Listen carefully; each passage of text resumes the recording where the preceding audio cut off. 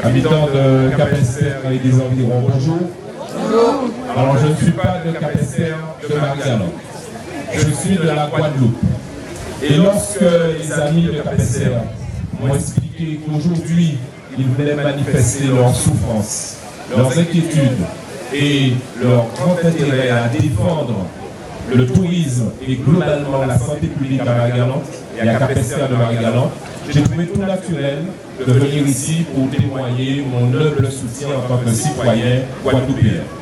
C'est vrai que le problème des sargasses, ce n'est pas un problème de Cap-Esther de Marie-Galante, ce n'est pas un problème de Saint-Louis de Marie-Galante, ce n'est pas un problème de Grand Monde de Marie-Galante, c'est un problème guadeloupéen et même caribéen.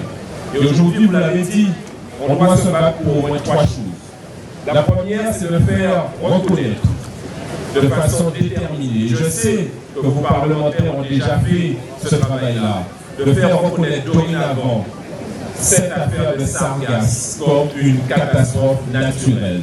Aujourd'hui, le département de la Guadeloupe est un département entièrement français et non pas entièrement à part. Il s'agit d'avoir le même traitement que n'importe quel autre département et on sait que les côtes bretonnes qui ont été touchées par les algues vertes et non pas brunes ont été reconnues catastrophes naturelles. Alors pourquoi nous, ici en Guadeloupe, on n'aurait pas droit à ce traitement-là? C'est la première demande ferme et déterminée que nous devons défendre sérieusement, assidûment et pour atteindre résolument un résultat. La deuxième chose, c'est qu'il y a un problème de santé publique dont personne ne parle. Encore comme il a été crié à chaque voyageur, voilà. Juste au bout de 5 minutes, tout à l'heure, quelqu'un exposait cette problématique. Ça veut dire qu'il y a un problème de santé publique dont personne ne parle. Donc ça voulait dire que comme le chlordécone, on pourrait se faire empoisonner en silence, en douceur, et quelques temps après, on verra les dégâts.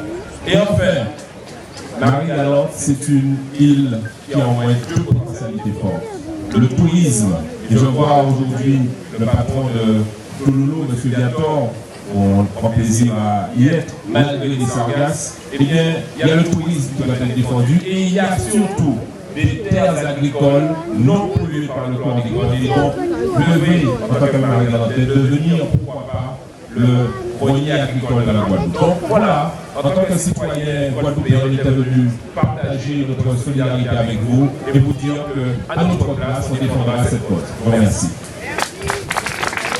Merci. Donc, il s'agit de Olivier Saka, que vous connaissez, donc vous avez entendu parler. Et bien sûr, vous entendez, il est